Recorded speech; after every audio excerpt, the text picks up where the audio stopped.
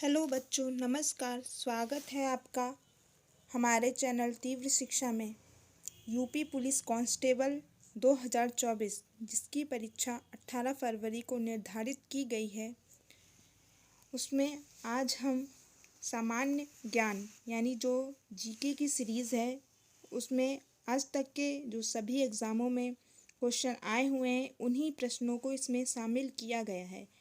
इस सीरीज़ में topic wise आपको सभी प्रश्नों की तैयारी कराई जा रही है, तो वीडियो को अंत तक ज़रूर देखें। तो चलिए शुरू करते हैं। हमारा पहला प्रश्न जो कि इतिहास का है, कौन से प्राचीन इतिहास। ठीक है, इसमें आपके जीके की सीरीज़ ये बहुत ही अच्छी है और इसको अगर आपने पूरा हल कर लिया, ठीक है, आपके एग्ज़ाम तक ये सीरीज़ चलाई जाएगी, तो इसमें आपके अच्छे मार्क्स ज़रूर से ज़रूर आएंगे। तो पहला टॉपिक हमारा प्राचीन इतिहास का जो है वो पाषाण काल से हम शुरू कर रहे हैं। ठीक है, तो चलिए शुरू करते हैं। पहला प्रश्न, भीमबेटका पूरा पाषाण काल का एक प्रसिद्ध स्थल है। ठीक है, तो यहाँ से प्रश्न बनेगा, भारत की किस राज्य में भीमबेटका है। तो इसका सही आंसर है मध्य प्रदेश। नेक्स्ट क्वेश्चन है, प्राचीन भारतीय इतिहास के किस काल में मिट्टी के बर्तनों का पता लगाया गया था। ठीक है, मिट्टी के बर्तन सबसे पहले नवपाषाण काल में इसका पता लगाया गया था। हम सिर्फ आंसर बताएंगे क्योंकि टाइम बहुत कम है और जीके का सीरीज जो होता है बहुत लंबा होता है। जीके का कोई अंत तो होता नहीं है, तो ये एग्ज़ाम में आए हुए प्रश्नों को ही यहाँ पे आप कराया जा रहा है, तो इसे आप लोगों को पूरा भी पढ़ना ज़रूरी है। नेक्स्ट क्वेश्चन है, निम्नलिखित में से कौन सा पूर्व ऐतिहासिक स्थल मिट्टी की सतहों पर खुर के निशान के रूप में मवेशियों के पालन का पुरातात्विक प्रमाण प्रदान करता है। मतलब हम लोग जानवर पालते थे, इसका जो है प्रमाण प्रदान करता है वो है महगड़ा। ठीक है, ये उसमें जानवरों के खुर के निशान मिले हैं। नेक्स्ट है प्रश्न नंबर 4, प्रारंभिक मनुष्यों द्वारा उपयोग किए जाने वाले माइक्रोलिप्थस थे। ठीक है, ये क्या थे, ये पत्थर के औजार थे जिसको इंग्लिश में माइक्रोलिप्थस बोलते हैं। प्रारंभिक मनुष्यों द्वारा उपयोग में लाए जाने वाले माइक्रोलिप्थस यानी पत्थर के औजार होते थे। नेक्स्ट, निम्नलिखित में से कौन सा भारत में पुरातात्विक महत्व का एक पूरा पाषाण स्थल है। इसका सही आंसर है हुनाशांगी। ठीक है, भारत में पुरातात्विक महत्व का एक पूरा पाषाण स्थल कौन सा है, हुनाशांगी। इसके बारे में देखते हैं। देखिए, हुनाशांगी कर्नाटक राज्य में स्थित एक प्रारंभिक पूरा पाषाण स्थल है। हुनाशांगी के पूरा पाषाण उपकरण चूना पत्थर, बलुआ पत्थर और क्वाइजाइट, डोलोराइट, चल्ट जैसे विविध प्रकार के पत्थरों से बने हैं। बुर्ज होम से भी प्रश्न बनते हैं जो कि जम्मू कश्मीर या मेहरगढ़, बलूचिस्तान, पाकिस्तान, चिरांद में यहाँ पर पाए जाते थे। आगे, सेल्ट एक क्या है, नवपाषाणकालीन क्या है, उपकरण। सेल्ट एक नवपाषाणकालीन का उपकरण है। नेक्स्ट, प्रागैतिहासिक काल के पहले युग को क्या कहा जाता है। तो प्रागैतिहासिक काल के पहले युग को हम ऑप्शन इसका नव पूरा पाषाण काल कहते हैं। ठीक है, नेक्स्ट है, निम्नलिखित में से किस पुरातात्विक स्थल पर गर्त आवासों के प्रमाण मिले हैं। तो इसका सही आंसर है बुर्ज होम। बुर्ज होम में गर्त आवासों के प्रमाण मिले हैं। ठीक है, इसके डिटेल आप लोग पढ़ लीजिएगा ताकि आप लोगों को याद रहे, और आता है तो आप लोग इसे फटाफट रिवीजन करते जाइएगा। बुर्ज होम नवपाषाणकालीन युगीन पुरातात्विक महत्व वाला जम्मू कश्मीर राज्य का एक प्रमुख ऐतिहासिक स्थल है। ठीक है, आगे प्रश्न नंबर 9, मेहरगढ़ नवपाषाण काल की बस्ती पाकिस्तान के किस प्रांत में है, मेहरगढ़ या बलूचिस्तान में है।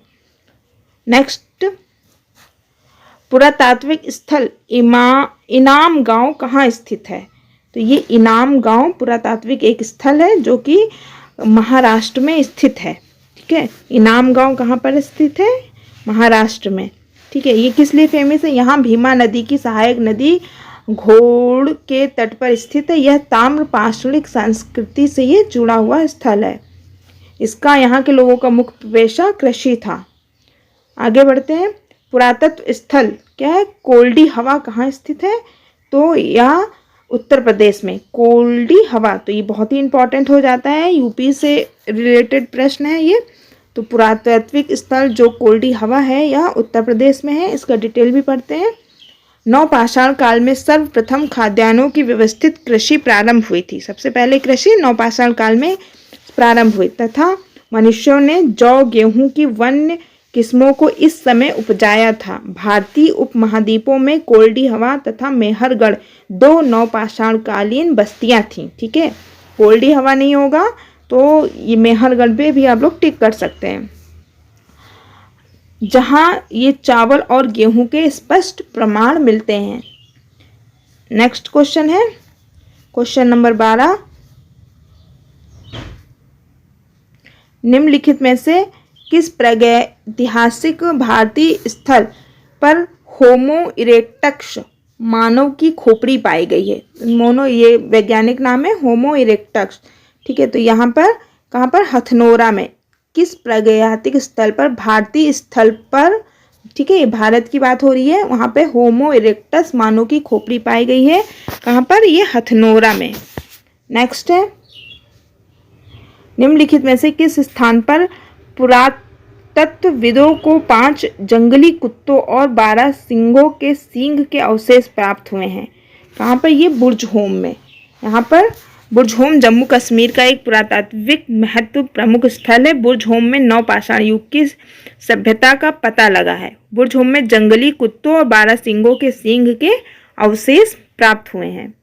नेक्स्ट है जोरवे कल्चर एक चालकोलिथिक पुरातात्विक स्थल था जो वर्तमान समय में निम्नलिखित में से किस भारतीय राज्य में स्थित है या महाराष्ट्र में। कौन सा, जोरवे कल्चर महाराष्ट्र में है, इसका प्रमाण मिला है। नेक्स्ट है हमारा जम्मू कश्मीर में पुरातात्विक महत्व का स्थल कौन सा है, बुर्जहोम। कई बार ये प्रश्न पढ़ चुके हैं। तो नेक्स्ट हमारा प्रश्न आता है 16। ठीक है, और 16 नंबर का प्रश्न हमारा दूसरा टॉपिक स्टार्ट हो जाता है, वो है सिंधु घाटी सभ्यता। अभी हमने पूरा पाषाण कालीन का जो प्रश्न इंपॉर्टेंट थे वो पढ़े। अब हम सिंधु घाटी सभ्यता के प्रश्नों को देखेंगे। सिंधु घाटी सभ्यता के निम्नलिखित में से किस शहर में एक बंदरगाह पाया गया। तो किस शहर में पाया गया है, ये लोथल में। नेक्स्ट है 1948 में अर्नेस्ट मैके ने उल्लेख किया है कि हड़प्पा शहर लोथल में जल निकासी व्यवस्था के लिए नालियों को डैश ईंटों से बनाया गया है। तो वहाँ पे नालियों को पक्की ईंटों से बनाया गया है। ये किसने प्रमाणित किया, अर्नेस्ट मैके ने। नेक्स्ट है सिंधु घाटी सभ्यता के निम्नलिखित में से किस स्थल में द ग्रेट बाथ यानी विशाल स्नानागार बनाया गया है। तो मोहनजोदड़ो में विशाल स्नानागार बनाया गया था, वहाँ पर ये पाया गया है। नेक्स्ट है हड़प्पा सभ्यता का निम्नलिखित में से कौन सा स्थल अफगानिस्तान में स्थित है। तो सोर्तुघई, बहुत ही इंपॉर्टेंट प्रश्न है ये, एसएससी एमटीएस में पूछा गया भी है। कौन सा, हड़प्पा सभ्यता का निम्नलिखित में से कौन सा स्थल अफगानिस्तान में स्थित है। तो वो है सोर्तुघई।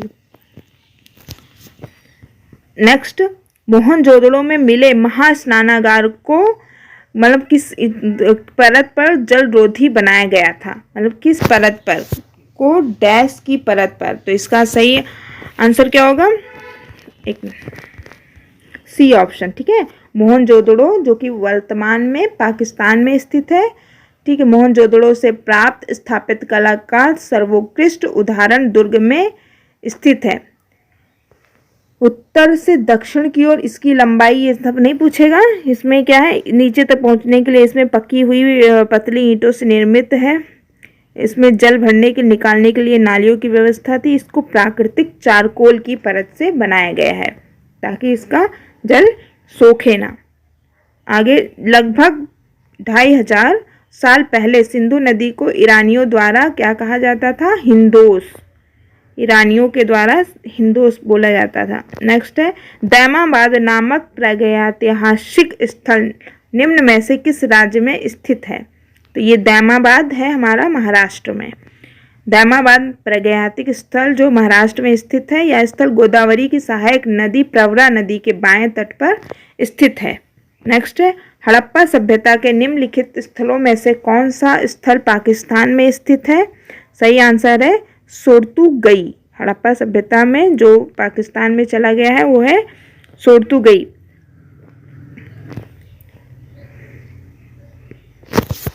देखिए यहाँ पे इसका डिटेल जरूर पढ़िएगा। हड़प्पा सभ्यता लगभग 2350 ईसा पूर्व दक्षिण एशिया के पश्चिम भाग में फैली हुई थी, जो वर्तमान में पाकिस्तान और पश्चिम भारत के नाम से जाना जाता है। भारतीय पुरातत्व विभाग द्वारा किए गए सिंधु घाटी उत्खनन से प्राप्त अवशेषों से हड़प्पा और मोहनजोदड़ो जैसे दो प्राचीन नगरों की खोज हुई। तो ध्यातव्य है कि कोट दीजी बालाकोट चहुंदड़ो नामक हड़प्पा स्थल पाकिस्तान में स्थित है। तीन है ना, कौन सा? कोट दीजी बालाकोट और चहुंदड़ो, ये पाकिस्तान में है। ठीक है, और सोर्तुगई इसको या घई ये अफगानिस्तान में है। ठीक है, तो यहाँ पे पूछा गया था, पाकिस्तान में नहीं है। ठीक है, नहीं को अंडरलाइन कर लीजिएगा ताकि प्रश्न सही हो। आगे निम्नलिखित में से कौन सा शहर हड़प्पा सभ्यता से संबंधित है? धौलावीरा। ठीक है, आगे बढ़ते हैं। हड़प्पा सभ्यता के लोगों को वर्तमान राजस्थान वाले क्षेत्र से कौन सी धातु मिली थी?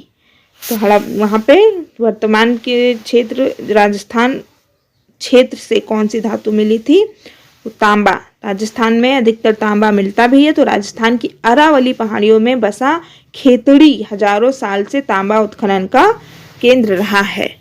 नेक्स्ट है, हड़प्पा सभ्यता में खुदाई से टेरिकोटा हल मॉडल कहाँ मिलते हैं? ये बनवाली में मिलते हैं। नेक्स्ट है, निम्नलिखित में से किसने 1990 में धौलावीरा में खुदाई की शुरुआत की थी? तो आर.एस. विस्ट ने। धौलावीरा में 1990 में आर.एस. विस्ट ने सबसे पहले खुदाई की शुरुआत की। नेक्स्ट, धौलावीरा और लोथल की प्राचीन हड़प्पा बस्तियां वर्तमान भारतीय राज्य कहाँ पर है? गुजरात में। धौलावीरा गुजरात में है। नेक्स्ट है, हड़प्पा स्थल पर डैश हल रेखाओं के निशान खोजे गए हैं। तो किसके? कालीबंगा के। हड़प्पा स्थल पर कालीबंगा के हल रेखाओं के निशान खोजे गए हैं। कालीबंगा से जुते हुए खेत के साक्ष्य मिले हैं। कालीबंगन राजस्थान में घग्गर नदी के तट पर स्थित थी और इस स्थल की खोज किसने की? बीबी लाल एवं बीके थापड़ ने की। कालीबंगा एकमात्र हड़प्पा कालीन स्थल था जिसका निचला शहर भी रक्षा प्राचीर दीवारों से घिरा हुआ था। कालीबंगा में अग्नि पूजा की प्रथा के भी प्रमाण मिलते हैं। इस प्रकार हमारा नेक्स्ट क्वेश्चन है, निम्नलिखित में से कौन सी मेसोपोटामियन भाषा नहीं थी? मेसोपोटामियन भाषा कौन सी? सुमेरियन नहीं थी। बाकी एमोराइट, एलामाइट और अकाडियन ये थी, तो सुमेरियन भाषा नहीं थी, ये ध्यान रखिएगा। आगे, हड़प्पा कालीन स्थल रंगपुर भारत के किस वर्तमान राज्य में स्थित है? तो रंगपुर कहाँ पर है? गुजरात में है। ऐसे लर्न करिए। बाकी आगे बढ़ते हैं। सिंधु घाटी सभ्यता के घरों में कमरे आमतौर पर एक डैश के आसपास बने होते थे, यानी एक आंगन के आसपास बने होते थे। ठीक है, बीच में आंगन होता था, उसके पास में कमरा होता था। नेक्स्ट, निम्नलिखित में से किस स्थान पर हड़प्पा संस्कृति की अग्निवेदियां पाई जाती हैं? तो हड़प्पा संस्कृति की अग्निवेदियां लोथल में पाई जाती हैं। नेक्स्ट, अनेक विद्वान ऐसा मानते हैं कि टिग्रिस यूफ्रेटस घाटी के मेसोपोटामियाई लोग सिंधु घाटी सभ्यता को क्या कहते थे? इसका जैसे मगन, सुमेरियन, मेलुहा, बेबीलोन। तो जो मेसोपोटामिया के लोग थे वो सिंधु घाटी सभ्यता को किस नाम से जानते थे? यहाँ पे ये पूछा गया है। तो मेसोपोटामिया सभ्यता का विकास टिग्रिस यूफ्रेटस ने किया। इसका मतलब होता है दजला फरात, नदियों के किनारे ये नदी है। वर्तमान में कहाँ पर है? इराक और कुवैत में है। ठीक है, तो इस सभ्यता भारत उपमहाद्वीप के पश्चिमोत्तर भाग में विकसित हुई। मेसोपोटामिया सभ्यता के लोग सिंधु सभ्यता को मेलुहा कहकर पुकारते थे। इसका सही आंसर क्या होगा? मेलुहा।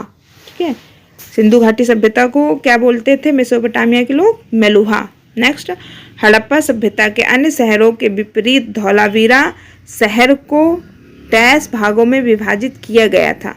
प्रत्येक भाग विशाल पत्थर की दीवारों से घिरा हुआ है। कितने दीवारों से?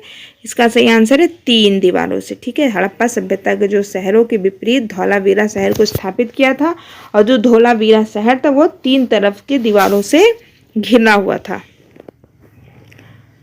आगे बढ़ते हैं, प्रश्न नंबर 36। निम्नलिखित में से कौन सा हड़प्पा स्थल हरियाणा में है? तो हरियाणा में राखी गढ़ी। नेक्स्ट, हड़प्पा सभ्यता की प्रसिद्ध नृत्य करती हुई लड़की का सामग्री का उपयोग करके बनाई गई थी। मतलब जो नृत्य करती हुई मूर्ति मिली है उसमें कांसा का उपयोग करके बनाया गया था। नेक्स्ट है, सिंधु सभ्यता का पुरातात्विक स्थल दैमाबाद किस नदी के तट पर स्थित है? यह प्रवरा नदी के तट पर, दैमाबाद प्रवरा नदी के तट पर स्थित था। आगे बढ़ते हैं, यह आए हुए प्रश्न है, अभी आपको टफ लग रहे होंगे लेकिन 2-3 बार पढ़िएगा तो ये लर्न हो जाएंगे। निम्नलिखित में से कौन सा हड़प्पा स्थल भारत में स्थित है? बहुत ही इंपॉर्टेंट है।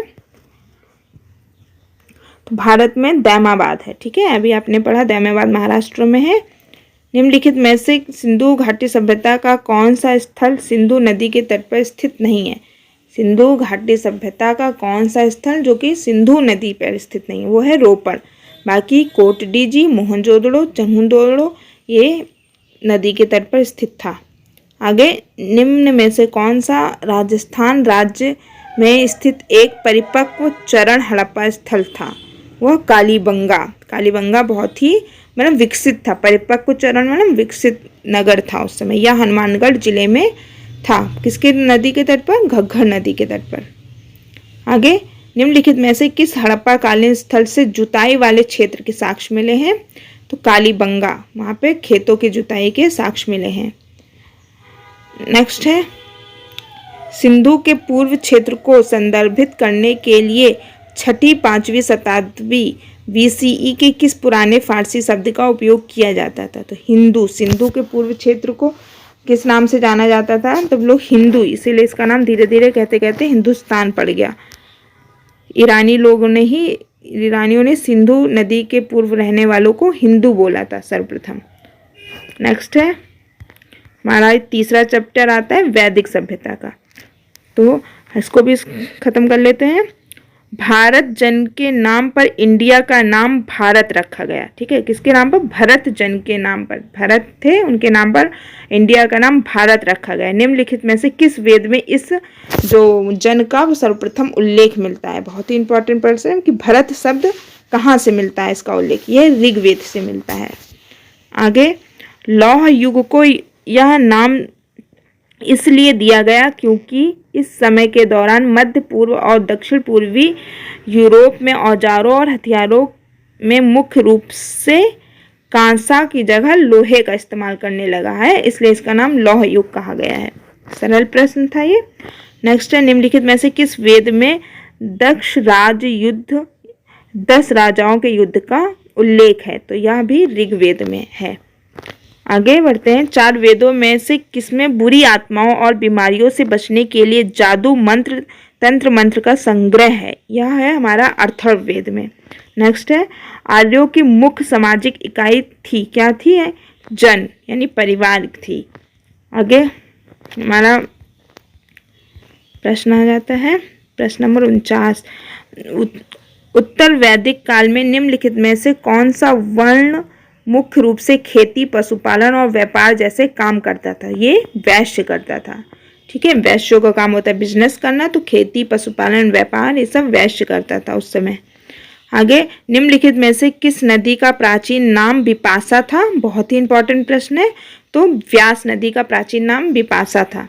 ठीक है, और भी नदियों के प्राचीन नाम दिए गए हैं, आप लोग इसे भी जरूर पढ़ लीजिए, जैसे चिनाब का अश्कनी, सतलज, शत्रुद्री, रावी का पौष्णी, झेलम का विस्तता, गंडक का सदानीरा और गोमती का गोमल। बहुत इंपॉर्टेंट है, यहाँ से प्रत्येक नदियों से प्रश्न जरूर बने हैं। नेक्स्ट है, वैदिक आर्य सप्त सिंधु नामक क्षेत्र में रहते थे, जिसका अर्थ 7 नदियों द्वारा अप्रभावित क्षेत्र है। 7 नदियों में से एक झेलम नदी है, इसका प्राचीन नाम क्या था? क्या था, विस्तता। झेलम नदी का प्राचीन नाम विस्तता। ठीक है, इसका ट्रिक है झेलम से, जैसे झेलम से झेलना, जो झेलता है उसको ही पता रहता है उस पर क्या बीती। विस्तता मतलब बीती, तो झेलम का प्राचीन नाम विस्तता है, ऐसे याद कर सकते हैं। आगे, निम्नलिखित में से किस नदी का उल्लेख वैदिक साहित्य में विस्तता के रूप में मिलता है, तो झेलम। आगे, निम्नलिखित में से कौन सा वेद संगीत से संबंधित है, वह है सामवेद। तो 53 प्रश्न अभी तक हुए हैं। आगे 54 प्रश्न नंबर हमारा है, निम्नलिखित में से कौन सा वेद सबसे पुराना है, तो यह है ऋग्वेद, जिसमें 10 मंडल हैं, 1028 सूक्त हैं और 10,462 ऋचाएँ हैं। यहाँ भी आप लोग पढ़ लीजिएगा। आगे, पुरुष सूक्त किस वेद का एक मंत्र संग्रह है, वह है ऋग्वेद। पुरुष सूक्त ऋग्वेद का एक संग्रह है। नेक्स्ट, वैदिक कालीन चतुराश्रम व्यवस्था के अनुसार पारिवारिक अवधि के लिए निम्न में से किस पद का प्रावधान किया गया, यानी परिवार में जब आप जाते हैं तो क्या बोलते हैं उसको, गृहस्थ। पहले आता है ब्रह्मचर्य, 1 से 25 वर्ष तक ब्रह्मचर्य, 25 से 50 गृहस्थ, 50 से 75 वानप्रस्थ, इसके बाद संन्यास। आगे प्रश्न नंबर 57, वेद ऋषि कपिल का संबंध भारतीय दर्शन के किससे है, वो सांख्य। तो ऐसे भी प्रश्न बने कि सांख्य दर्शन के प्रणेता कौन, तो कपिल। नेक्स्ट है हमारा प्रश्न नंबर 58,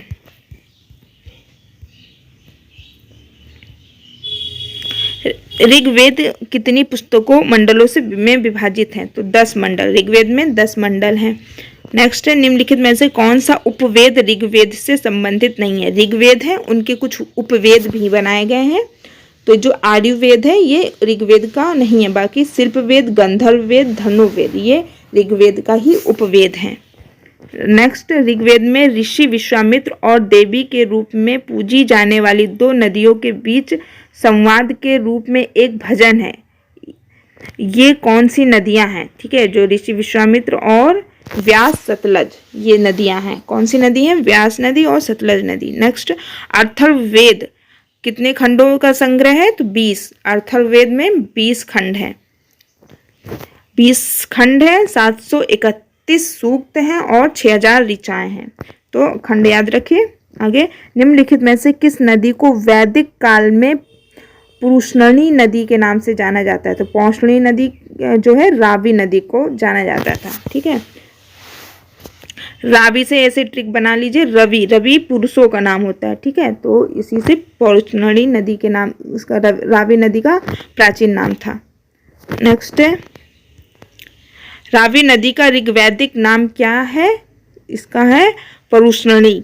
नेक्स्ट, निम्नलिखित में से कौन 7 विद्वान आर्य के तिब्बत होमो थ्योरी से संबंधित हैं, तो दयानंद सरस्वती। इन्होंने तिब्बत आर्यों को तिब्बत का माना है। तो होमो थ्योरी किसने दिया, ये दयानंद सरस्वती। इंपॉर्टेंट प्रश्न है ये। कुल कितने वेदांग हैं, तो इसका आंसर 6। वेदांगों की संख्या 6 है।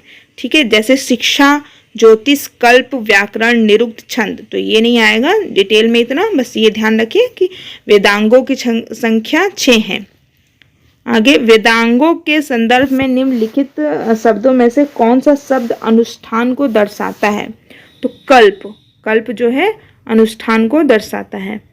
नेक्स्ट है, एक समय पर वैदिक सभ्यता में राजा को गोपति कहते थे, जिसका अर्थ क्या होता था, मवेशियों का स्वामी। गो मतलब गाय, पति मतलब स्वामी, तो गोपति मतलब मवेशियों यानी जो जानवरों होते थे पालतू वाले, उनके स्वामी राजा को कहा जाता था। कब, वैदिक सभ्यता के समय में। नेक्स्ट है, भारत में वैदिक सभ्यता डैश नदी के किनारे विकसित हुई। कौन सी नदी के किनारे वैदिक सभ्यता, तो सरस्वती नदी के किनारे। आंसर इसका डी होगा। नेक्स्ट है,